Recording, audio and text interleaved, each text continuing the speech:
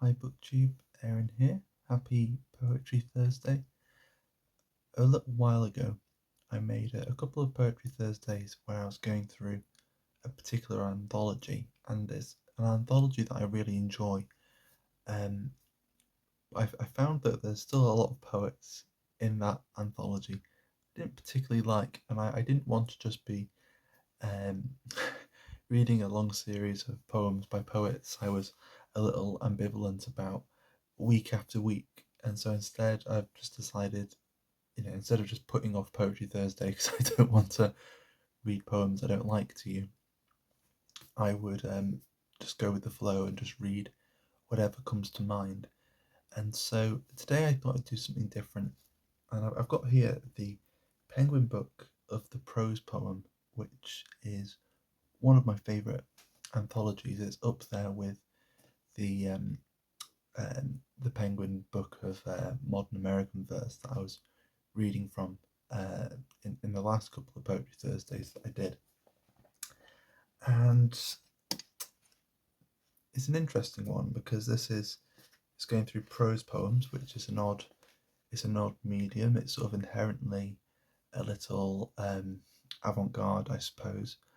And in a way, this was an anthology that helped me understand exactly what a poem was and how is a poem working well. And I think when you're looking at prose poems which have um, seemingly no formal elements to them at all, why do some work better than others?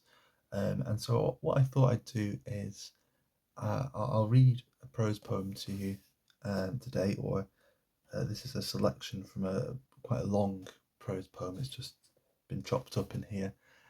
Um, and then next time, maybe we won't do a prose poem every week, but I'll read some more prose poetry in the future, and we can sort of work out ourselves what we think a prose poem is, or which prose poems are our favourites, and whether a prose poem is poetry or not. I think probably a few of you watching who just automatically are going to say, well, no, it's obviously not poetry, it's prose.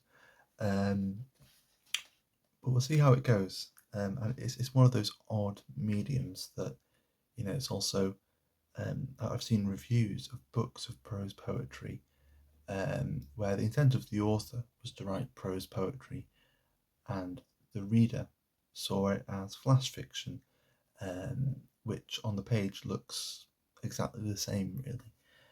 And so, yeah, it's an intriguing one.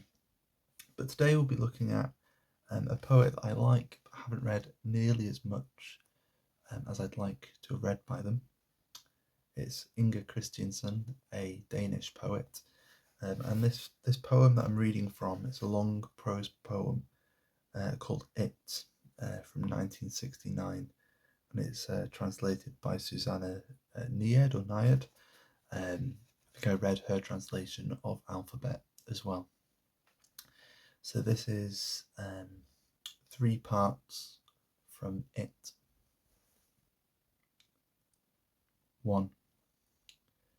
On the first day they invented sand, and the sand settled into itself, just as they thought it would. After the sand had settled, they tried it out to see if it could be walked on. It could. When they walked, they sank in a little, but not enough to worry about, and they saw that they left marks in the sand. Every step they took left marks in the sand. They called them footprints. Now it was easier to see where they had walked. That was good.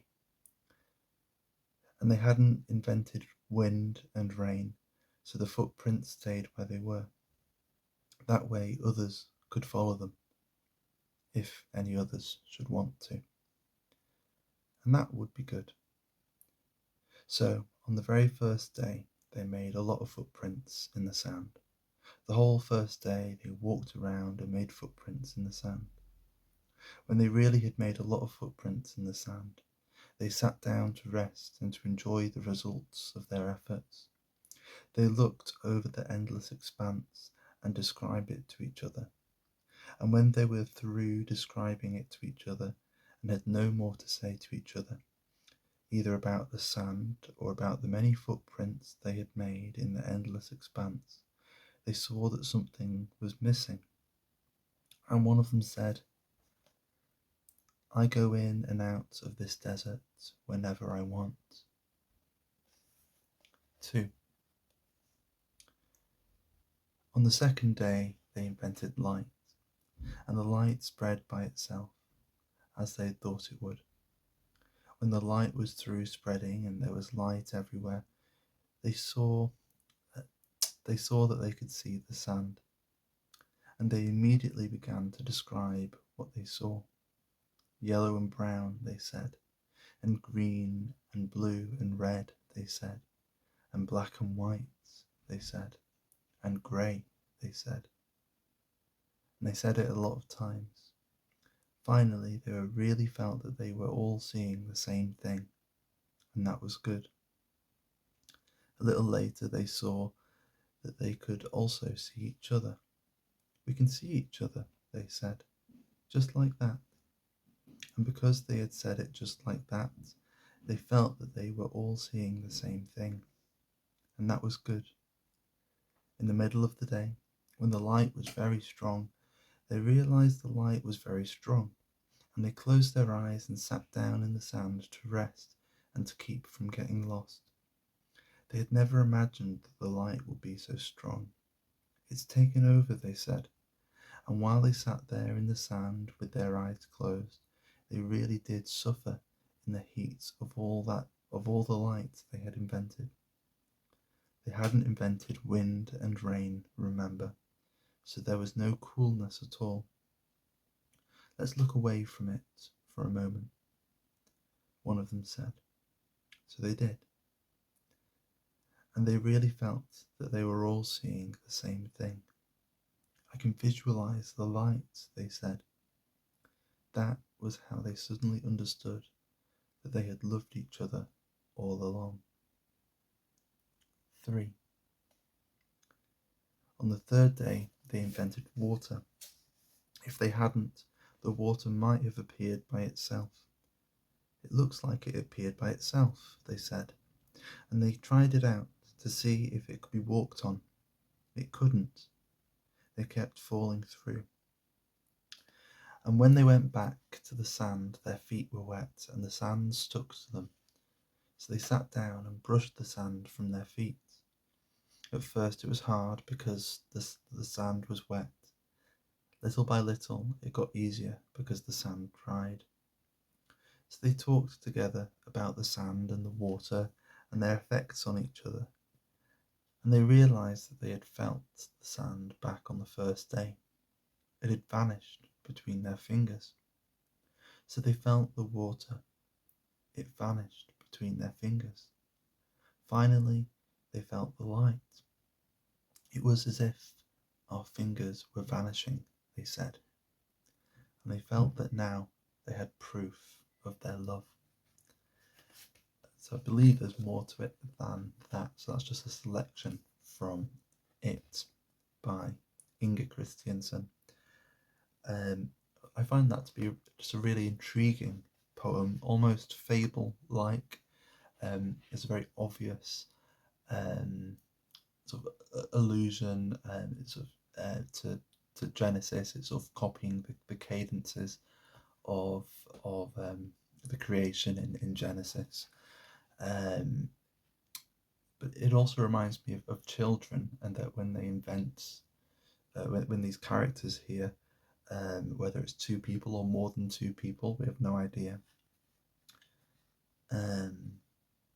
Whenever they invent something new, it's almost like a child learning something new and discovering something new and experimenting with it, and sort of slowly processing what it all means. And yeah, there's something of the fable to it, and maybe that repetitiveness going on in there. It's certainly something that isn't exclusive to poetry. It's in a lot of fairy tales and fables and parables and these other sort of short forms of literature in the past. So I think, yeah, I'm not going to try and be too definitive with things, keep it relatively open-ended, but they're the sort of the other sort of formal elements, I suppose, that I'm sort of picking up on, sort of connecting it to other literary forms, I suppose. And I suppose we'll jump back in with another prose poem and see what else seems to be in there and what we make of it. So this was a bit of an experiment. I haven't read that many prose poems on here in the past, but it's a form I love because it gets me thinking about poetry in a different way, and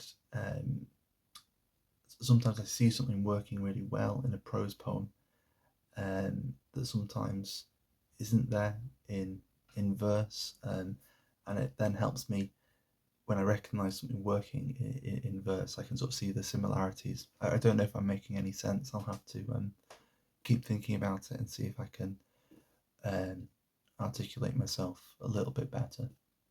But for now, that's a little bit of it by Inger Christensen from the Penguin book of the prose poem. So for now, thanks for watching, and I'll see you soon.